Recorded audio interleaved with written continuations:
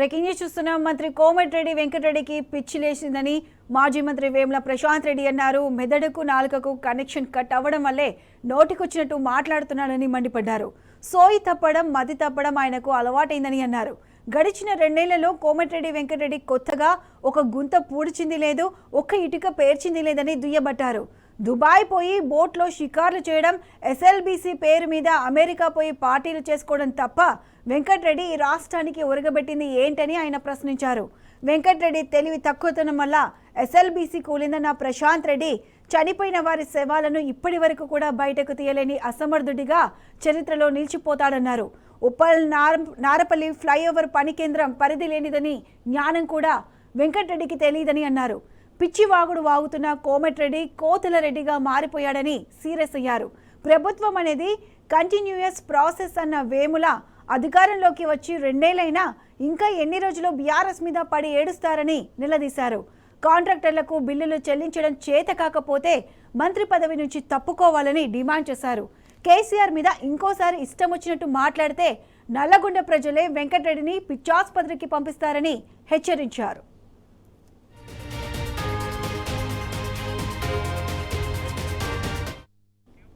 Right, ఇదే అంశానికి సంబంధించి ఇప్పుడు అప్డేట్స్ మా ప్రతినిధి రవీందర్ అందిస్తారు. రవీందర్, చెప్పండి. దాదాపుగా రాష్ట్ర ప్రభుత్వంలో మంత్రులు మతిలేని మాటలు మాట్లాడుతున్నారు. అందులో భాగంగానే కోమటిరెడ్డి వెంకటరెడ్డి నిన్న చిట్చాట్ లో చేసిన వ్యవహారం రాష్ట్ర వ్యాప్తంగా దుమారం లేపుతుంది. మంత్రిగా ఉండి కనీసం అవగాహన లేకుండా, సోయి లేకుండా ఇష్టం వచ్చినట్లుగా ప్రత్యర్థులను, అదేవిధంగా బహిరంగంగా నిజాలను బయట పెట్టే వారిపై విమర్శలను గుప్పించడం అలవాటు అయిపోయింది. అటు ముఖ్యమంత్రిని మొదలుకొని ఇటు మంత్రుల వరకు అదే తీరును కనబడుతున్నారు. ఎస్ఎల్బీసీ వ్యవహారంలో దాదాపుగా 2 సంవత్సరాలకు దగ్గరకు వస్తుంది. ఎస్ఎల్బీసీ లో ఉన్నటువంటి అనేక అవకతవకల పైన కనీసం అవగాహన లేకుండా ఉన్నటువంటి కోమటిరెడ్డి వెంకటరెడ్డి నిన్న బీఆర్ఎస్ అధినేత మాజీ ముఖ్యమంత్రి కేసీఆర్ చేసినటువంటి వ్యాఖ్యలపైన బీఆర్ఎస్ వర్గాలు తీవ్రంగా తిప్పుకొచ్చిన సందర్భం కనబడుతుంది. మొదటగా ఈ వ్యవహారం పైన, ఎస్ఎల్బీసీ వ్యవహారం పైన ఇన్సిడెంట్ జరిగిన సమయంలో మంత్రి కోమటిరెడ్డి వెంకటరెడ్డి దుబాయ్ లో బోట్ షికారు చేస్తున్నారని మాజీ మంత్రి బాల్కొండ ఎమ్మెల్యే వేముల ప్రశాంత్ రెడ్డి విమర్శించడం జరిగింది తీవ్ర స్థాయిలో. ఈ నేపథ్యంలోనే అనేక విమర్శలు ఎత్తి చూపడం జరిగింది. స్టాటిస్టిక్ ప్రకారం, ఒక లెక్క ప్రకారం అవగాహన లేకుండా ఇవాళ కోమటిరెడ్డి వెంకటరెడ్డి చేసినటువంటి వ్యాఖ్యలపైన మెదడుకు నాలుకకు కనెక్షన్ కట్ అయింది. మెదడు లేని మాటలు మాట్లాడుతున్నాడు కోమటిరెడ్డి. ప్రభుత్వంలో ఉన్నటువంటి వ్యక్తులు బాధ్యతాయుతమైన హోదాలో విమర్శలు చేయాలి తప్ప ఏది పడితే అది మాట్లాడడానికి వీల్లేదనే యాంగిల్లో విమర్శలు బాధ్యతాయుతంగా, గౌరవప్రదంగా ఉండాలి, మాట్లాడాలి. కాబట్టి ఏదైతే అది మాట్లాడితే కుదరదు అని హెచ్చరించడం జరిగింది. 2 సంవత్సరాలు అవుతుంది కాంగ్రెస్ పార్టీ అధికారంలోకి వచ్చి.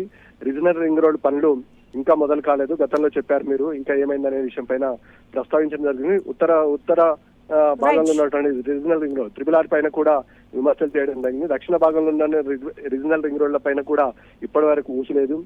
ఉట్టి మాటలు, పిచ్చివాగుడు తప్పిస్తే కోమటిరెడ్డికి ఈ విషయం పైన అవగాహన లేదని తీవ్ర స్థాయిలో ప్రశాంత్ రెడ్డి విమర్శించిన సందర్భం కనబడుతుంది. దాదాపు 50 సంవత్సరాల కాంగ్రెస్ పాలనలో 2014లో తెలంగాణ రాష్ట్రం యొక్క జాతీయ రహదారులు 2.2 సగటుతో 2554 కిలోమీటర్ల పొడవు ఉంటే కేసీఆర్ హయాంలో దాదాపు 10 సంవత్సరాల హయాంలోనే కొత్త జాతీయ రహదారులు కేంద్రం తీసుకొచ్చిన 4.45 సగటున పెంచి దాదాపుగా 2472 కిలోమీటర్ల పొడవు గల రోడ్ల విస్తీర్ణం జరిగిందని ప్రశాంత్ రెడ్డి మరోసారి గుర్తు చేయడం జరిగింది. 50 సంవత్సరాల కాంగ్రెస్ పాలనలో R&B రోడ్లు, అదేవిధంగా 30 లక్షల చదరపు అడుగుల ప్రభుత్వ భవనాలు ఉంటే కేసీఆర్ హయాంలో 10 సంవత్సరాల్లో 1 కోటి చదరపు అడుగులు చేరిన విషయాన్ని కోమటిరెడ్డి కానీ కాంగ్రెస్ నాయకులు మర్చిపోయారని తీవ్ర స్థాయిలో విమర్శించిన సందర్భం స్పష్టంగా కనబడుతుంది. అదేవిధంగా నల్గొండ పట్టణంలో కావచ్చు, మరియు ఇతర జిల్లాలో కావచ్చు, ఇప్పుడు కనిపిస్తున్నటువంటి 4 లైన్లు డబుల్ రోడ్లు, అదేవిధంగా నూతన భవనాలు అన్ని కూడా R&B ప్రభుత్వంలోనే, R&B హయాంలోనే నిర్మించడం జరిగిందని మరోసారి తెలిసి చెప్పిన సందర్భం స్పష్టంగా కనబడుతుంది. Satish. Right Ravinder, thanks for the updates.